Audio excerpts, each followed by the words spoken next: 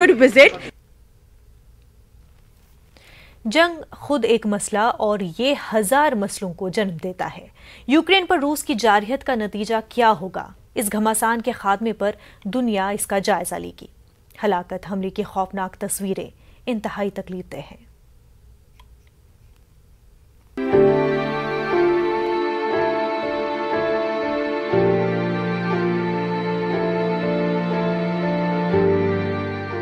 आज दुनिया यौम ख़वातीन मना रही है और सितम ज़रीफ़ी ये है कि लाखों यूक्रेनी ख़वातीन अपना घर बार छोड़कर पनाहगुज़ी कैंपों पर रहने को मजबूर हैं।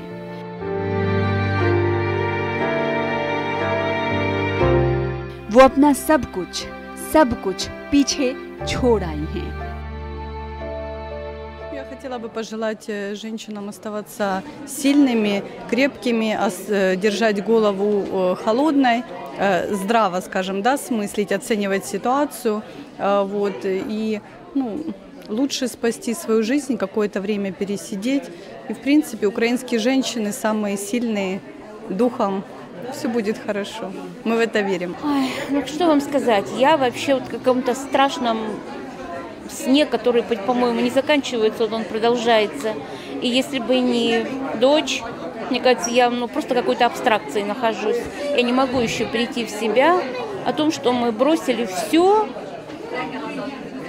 родных, друзей, ради чего жили, все осталось.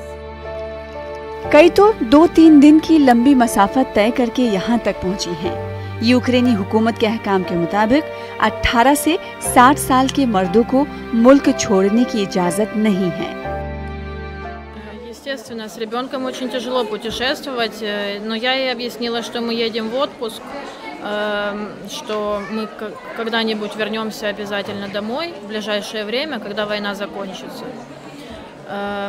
Но с ней мне путешествовать, я чувствую себя, как будто, я ответственна за нее, поэтому мне легче было решиться на этот шаг, уехать. Потому что если бы у меня не было ребенка, я бы, наверное, не решилась уехать в неизвестность.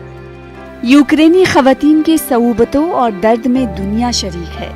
आलमी यौम ख़वातीन के मौके पर हमें उन तमाम ख़वातीन से यगानगत का इजहार करना चाहिए जंग ने जिनकी जिंदगियों में जहर घोल दिया है।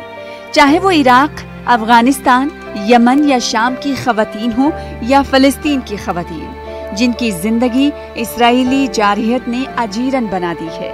इसलिए जंग टलती रहे तो बेहतर है। Bureau report, news 18 Urdu.